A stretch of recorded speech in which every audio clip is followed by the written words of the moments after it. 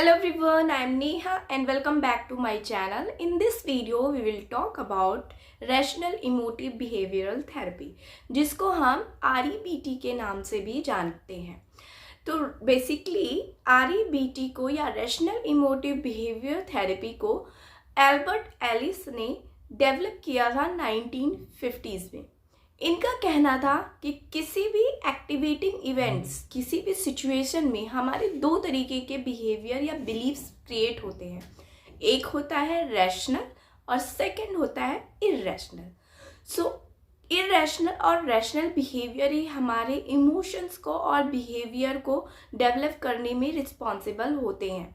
ठीक है, तो इन सारे प्रोसेस को समझने के लिए उन्होंने एक मॉडल डेवलप किया था, ABCDE मॉडल, जिसमें A था एक्टिवेटिंग इवेंट्स, जो कि ट्रिगर करता है आपके बिलीव्स को क्रिएट करने के लिए। ठीक है, एंड B है बिलीव्स, जो मैंने बताया कि आपके एक्टिवेटिंग इवेंट से क्रिएट होता है। C है कॉन्सिक्वेंसेस। कॉन्सिक्वेंसेस दो तरीके के हो सकते हैं, अनडिजायरेबल या डिजायरेबल, जिसकी वजह से हमारे रैशनल और इररेशनल बिलीव्स क्रिएट होते हैं। वहीं पर D आता है डिस्प्यूट। डिस्प्यूट मीन्स कि डिस्प्यूट के थ्रू हमारा जो इररेशनल बिलीव्स है उसको चेंज करके न्यू बिलीव्स को क्रिएट करना। E है इफेक्टिवनेस। इफेक्टिवनेस के जो भी हमारा डिस्प्यूटेशन हुआ है वो कितना इफेक्टिव है, वो हम लास्ट स्टेज में देखते हैं। एग्जाम्पल के तौर पर हम समझते हैं इसको। मान लीजिए एक पर्सन है जो कि इंटरव्यू देने जाता है, ठीक है, और वहाँ पे वो सेलेक्ट नहीं होता है। तो ये हो गया एक trigger events, A activating events.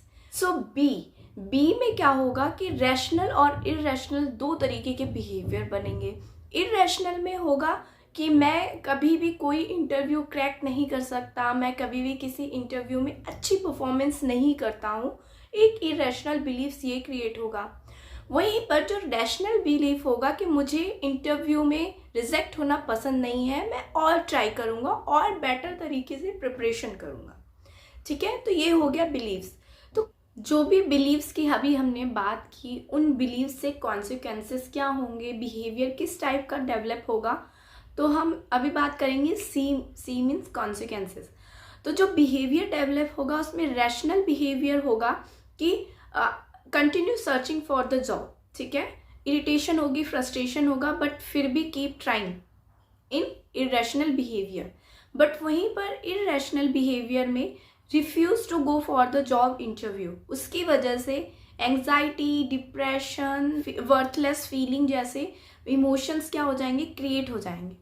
इसकी वजह से जो पर्सन है वो क्या करता है, काउंसलर के पास जाता है, साइकियाट्रिस्ट के पास जाता है। ऑन दैट स्टेज काउंसलर जो है पहले उसके इररेशनल बिलीव्स को चेक करता है कि एक्चुअली में है क्या, फिर उसके बाद उसके इररेशनल बिलीफ को में डिस्प्यूट करता है, मीन्स कि उसके इररेशनल बिलीफ को चेंज करता है रैशनल बिलीफ में, चैलेंज करता है उसके इररेशनल बिलीफ को, जिसकी वजह से वो रैशनल बिलीफ में चेंज हो सके। ठीक है, बिहेवियर में चेंज हो सके, जिसके लिए बहुत सारे इंटरवेंशंस को यूज़ करता है काउंसलर, और वहाँ पर कुछ टेक्निक्स को यूज़ करता है, जिसकी वजह से उसका जो भी इररेशनल बिलीफ है वो रैशनल बिलीफ में चेंज हो जाए, डिस्प्यूटेशन होती है।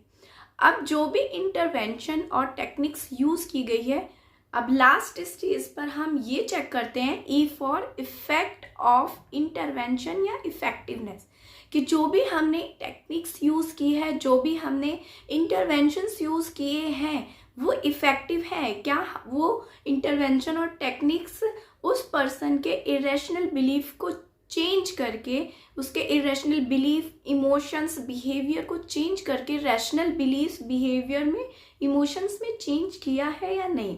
ठीक है, ये लास्ट स्टेज में हम देखते हैं। तो ये हो गए ABCD मॉडल ऑफ REBT। ठीक है, अब इसमें कौन कौन सी टेक्निक्स यूज की जाती हैं वो देखते हैं। REBT में 3 टाइप्स की टेक्निक्स को यूज किया जाता है। सबसे पहली है प्रॉब्लम सॉल्विंग टेक्निक्स, सेकंड है cognitive restructuring techniques, and third है कॉपिंग टेक्निक्स।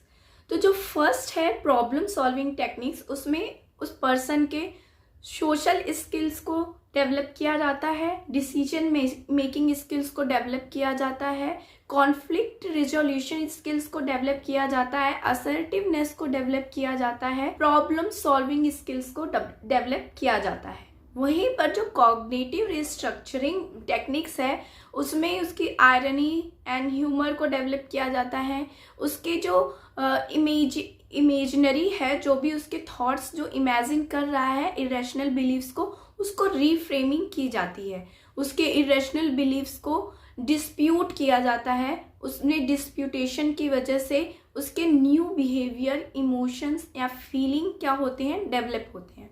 अब थर्ड की बात करते हैं कॉपिंग टेक्निक्स। कॉपिंग टेक्निक्स में 3 टेक्निक को यूज़ किया जाता है, मतलब डेवलप किया जाता है with the help of कॉपिंग techniques. वो फर्स्ट है मेडिटेशन, सेकंड है रिलैक्सेशन, थर्ड है हिप्नोसिस। तो ये था REBT मीन्स की रैशनल इमोटिव बिहेवियर थेरेपी, जो आपके लिए आपको समझ में आया हो, और समझ में आया है तो प्लीज़ लाइक करें, अपने दोस्तों के साथ शेयर करें, और मेरे चैनल पे नए हैं तो प्लीज़ मेरे चैनल को सब्सक्राइब करें फॉर मोर वीडियोस। मैं आपके लिए ऐसे ही आगे आने वाली वीडियो में न्यू थेरेपीज़ के जो आपकी सिलेबस में है और आपके एग्ज़ाम के लिए बहुत ही ज़्यादा इम्पॉर्टेंट है, लेकर आती रहूँगी। ऐसे ही मेरी वीडियोज़ को देखते रहिए। Thanks for watching.